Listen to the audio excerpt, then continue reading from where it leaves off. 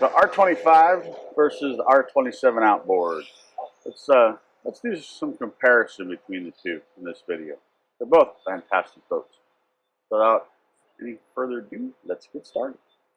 Close your eyes, hear the voice within, calling.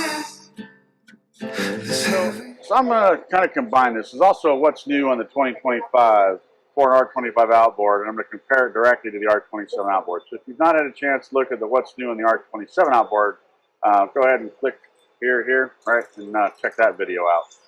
So, electric steering is standard on all the boats for the Yamaha. That is fantastic. It's still the same F250 V6 4.2 liter engine. Fantastic motor. Runs an 87 octane fuel. The electric steering is really cool. So the R25s are, all the boats now are only offered as a luxury edition, right? Which is air conditioning, reverse cycle heat. So if you want to trailer the boat, take in the hot climates like the Florida market, Great Loop, that kind of stuff, they're great boats for that. They're now coming with Epoch batteries, 600 amp hour total for the two for the house bank. Get all that storage back there. You could put some chairs back there or whatever. Stuff your fishing rods back there. It's yeah. a 60 amp battery charger, hot water heater, more storage. Now another difference that we don't usually talk about is the 25. You don't have a table out here. That's right. There's no table. Mm-hmm. So down here, there's two through holes. Which technically you could say three because there'd be the drain plug as well. But one's for raw water wash down for the toilet and for fishing and stuff up here, cleaning. The other one is for the blue water pump for running the air conditioner reverse cycle heat. So one of the complaints that's always been on the smaller boats, the 23 and the 25 specifically, has been the galley because you don't get propane.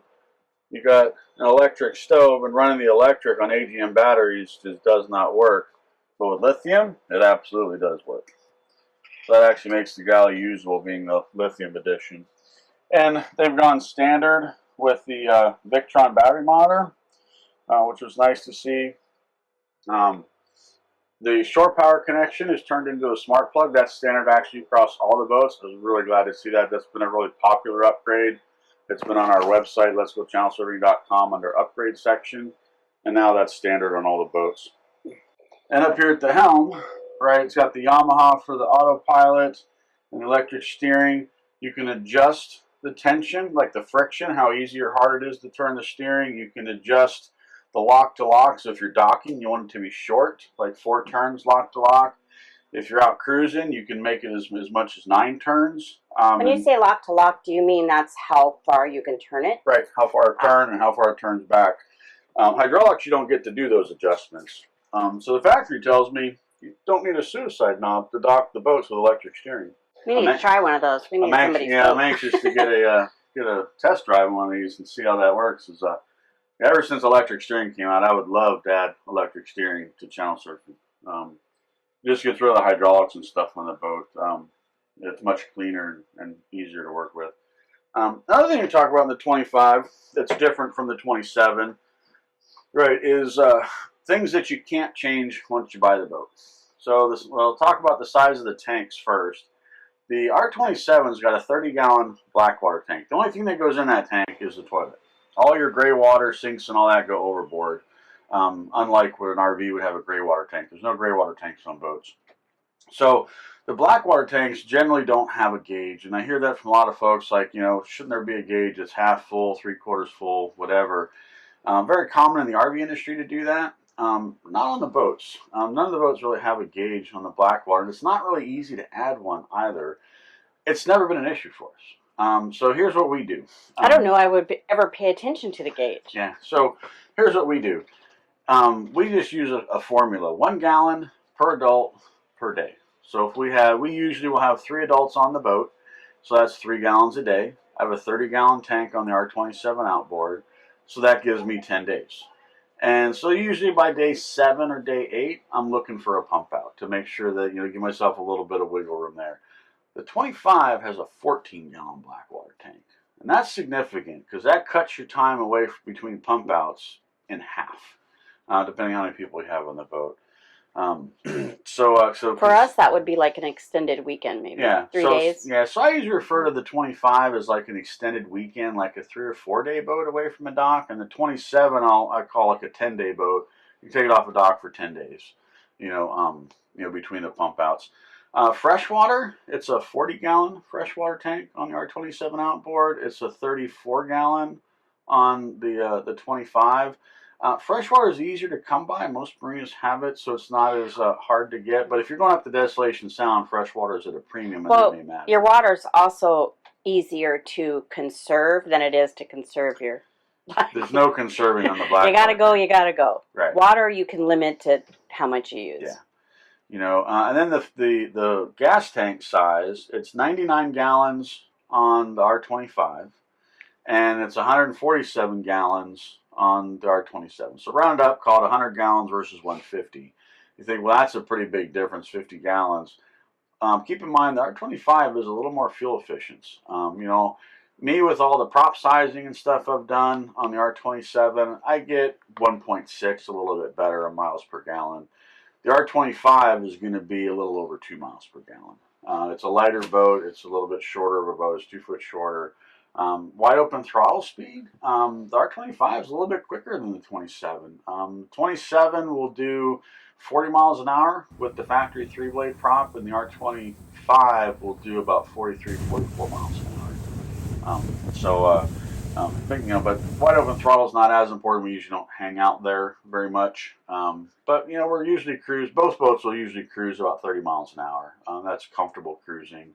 And you can slow them down. Hull speed's going to be 6 to 7 knots. The 27, 7 knots, and I think 25 is going to be closer to 6 knots for hull speed. If you're doing your slow boating, you're getting good fuel efficiency there.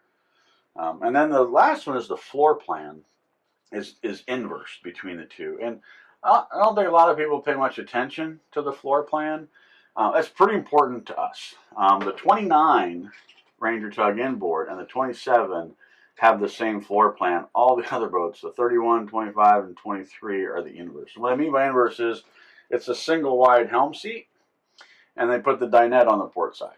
And the 27 is the other way. It's a double wide helm seat, and the dinette's on the starboard side. Now, why do we care? Why does it matter? Well, the way we boat, we do a lot of shell fishing, crabbing and shrimping specifically. So Lazina will be up driving when we're that. So she's here at the helm, and she wants to see, the helm's always on the starboard side. She wants to see the buoys coming up on the starboard side to run them alongside the boat. And I'm in the cockpit working the pots, and we'll open the window on the starboard side. My mom will sit there, so she's got the best seat in the house to see everything that's going on, and she's not in the way. And I have clear line of sight to Lazina, so we can verbally talk without yelling at each other, just so she can hear, so she can hear that I got the pot. She can hear when I'll tell her to put it in reverse or stop the motor or something like that while we're to keep the crab line from getting wrapped around the prop and stuff. So it's just more functional for us to do everything on the starboard side. On the 25, having the big window on the port side would change that dynamics. So a little bit on floor plan, our last boat, it was a 22-foot open. It was a bow rider runabout. It was a Maxim is what it was. But the way we did our fishing there was the same thing, except we had it all rigged up on the pot puller on the port side with the captain on the starboard side. So it was always challenging to bring the pots down that side. So when we got channel surfing, we wanted to make sure that that was easy to do. So consider how you're going to use the boat and really pay attention to the floor plan. The 25 and the 27, they're both fantastic boats. Ranger sells a lot of both of them. The 27 is their most popular, and the 25 is becoming quickly their most second popular boat. Mm-hmm. So on the 25, since they added the electric steering and stuff to it with Yamaha, from a price point perspective, the R27 is pretty much sold one way. There's not a lot of options you can add to the R27. The dinghy lift is an option, but all R27s come with radar and autopilot, all that, tripod, all that's factory stock. On the 25, they let you do a little more a la carte stuff. So if you don't need radar, if you don't need autopilot, you can choose to save a couple of dollars and not have those added to the boat. This boat is here's at the boat show actually doesn't have either autopilot or radar with it. All these boats are sold actually already at the boat show. Now the dinghy lift is also optional on the R25 too. And on the V-Berth, you do not get a coffee maker with the 25. If you want a coffee maker, you got to buy. And this is where that extra foot is missing down here, because you would have a closet here. Right, and then you have an end table, so they just have the one closet instead of the two sections. Yep. And when you look in the head, right, it's the sink's a little bit shorter. You don't get the blue glass sink because there's not enough room for it. That's where the extra foot came out of back here. But the V-berths are very similar. Probably a little bit shorter on the V-berth. That extra foot that's about right here is where is where they took it out. So it comes with a 19-inch TV, so that way you can hook up a Roku or something to it and stream YouTube while you're on the boat and watch our channel. Down here. Oh, yeah. This is a good view. The R27 is set up identical to this. There's a 4 bilge pump. That's your Garmin Sonar transducer. And that's the shower sump because it's a wet head. So, the 4 drains into that sump, and it's just a bilge pump with a float that pumps overboard for the shower. It comes with a microwave and a cabin refrigerator. Same microwave and refrigerator that's on the 27. And then this is the other foot that you lose right here. Right, which is where your electric grill would be. Because actually, here, there's a good look. So you have that big wide grill right there. And then you have these. Yeah, so you lose the sink back here, and the electric grill actually they usually will put right here. They can do it as an option and not put it there.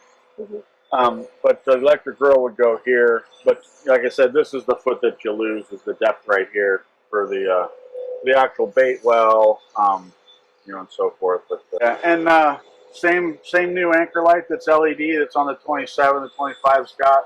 If you anchor a lot, that's actually pretty important. The LEDs draw a lot less power. Conserve that battery for overnight. It's nice to see that standard actually on all the boats now is LED anchor lights and stuff. Makes them a lot more electrically efficient.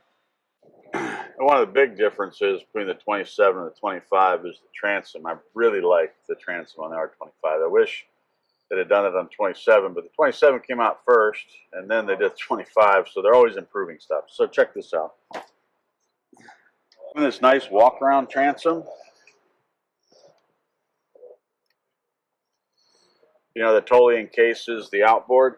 What does this really do? The big attraction to me would be this on the back. You could actually stern tie the boat to the dock. So a lot of times, like with large gatherings, we do rendezvous, we do cruises with yacht clubs and stuff. They'll do what's called a med tie, Mediterranean tie. You'll have a dock this way, and the boats will all face out, and they'll drop anchor so the boat doesn't swing forward, and then you back the boat into the dock, and then you tie the boat straight to the dock. I can't do that with the R27 Outboard because look at the transom. Yep. So if I back the boat into the dock, the engine's there, but there's not enough transom to step off the stern of the boat. So we were at the opening day, Seattle Yacht Club on Dock 0 last year, and it was all med tied. I actually had to raft next to a boat so that I could then step from my boat onto his transom to get onto the dock that way. On the R25, I could have just backed the boat to the dock, left the engine down, and I could have stepped on and off the boat on the rear. That's why I really wish the R27 would have this extended transom on it. So that would make it really long. It doesn't change the length of the boat because the length of the boat's from the back of the engine forward. So it doesn't add any extra length to the boat. It just adds functionality of being able to step straight off the boat on the stern.